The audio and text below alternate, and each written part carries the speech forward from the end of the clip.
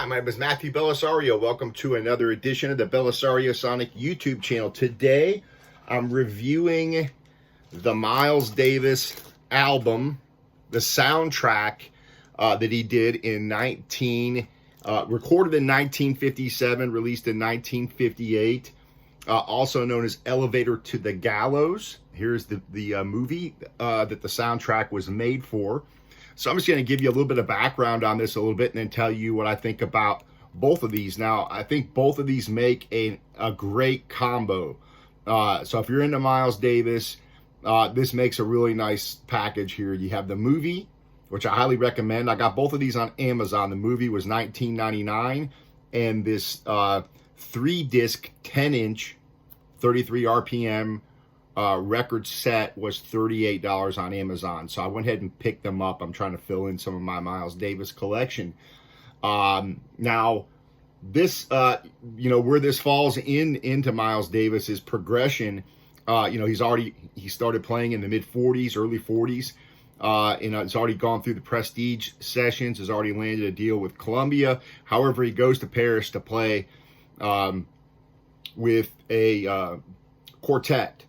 And while he's there, he gets offered to make this soundtrack. So on December 4th and December 5th, those 2 days in particular, he goes in and he actually records the soundtrack while the movie is playing. And he actually writes about 24 minutes or so worth of music, of about which 20 minutes shows up in the movie. So first, let me show you the set. It's 3 discs, 3 LPs, and this is a Louis Malle film.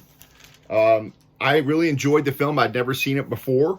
It's a nice triple fold out, so it's really nicely done. It's got the write-up about the movie inside there, all of the the history behind it, when they recorded it, how he wrote the soundtrack.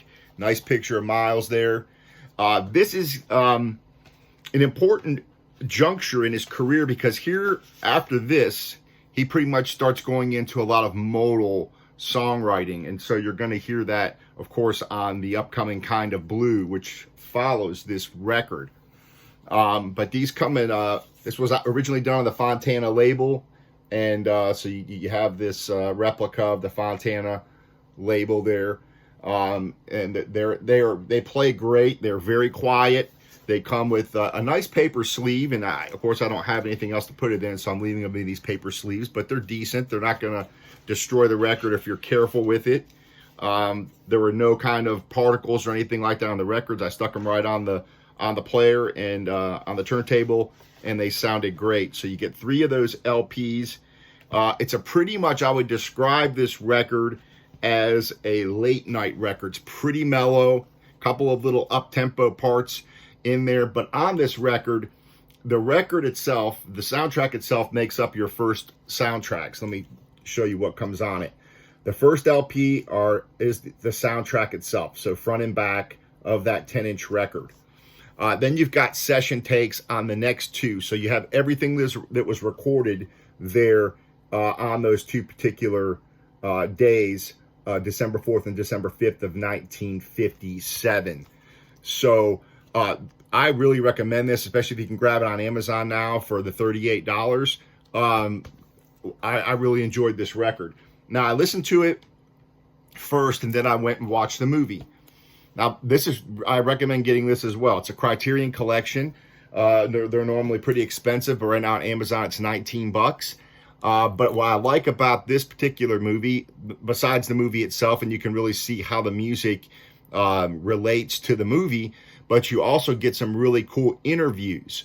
So, for example, you get an interview with Rene Urtreger, I guess is how you pronounce his name, the piano player who played on the session. So you get that interview there, but you also get an interview on a 2005 program about the score, featuring jazz trumpeter John Fettis and music critic Gary Giddens. So you do get some bonus material on here that goes into the making of that soundtrack. So that's why I really recommend this, getting both of these together. It just makes a nice package, if you will, so that you can learn about how Miles wrote the music, how he composed it, and then you can actually see the movie for yourself and see how the music relates to the specific parts in the movie where you do hear music, because you don't hear music all the way throughout the whole thing like you do on a lot of modern films. The music is in specific places in order to really illustrate what's going on. So 91-minute movie, in mono. It's French with the English subtitles, but very easy, to watch. And I really enjoyed this. So that's my recommendation. The sound quality is great on it. I don't have anything else to compare it to because I don't have it on CD or anything else like that.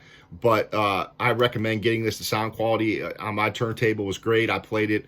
Actually, I played it in my family room on my Rega Planer 1 with an upgraded stylus on my big speakers in there, and Pioneer speakers, and it sounded really good. So I was really happy with it, and I really enjoyed it. Again, a great late night record. This is a really good one to listen to late at night, and the movie as well is worth getting. So that's just my quick video for today. Go out and pick up Elevator to the Gallows and the soundtrack, and I think it's gonna give you a lot of hours of enjoyment.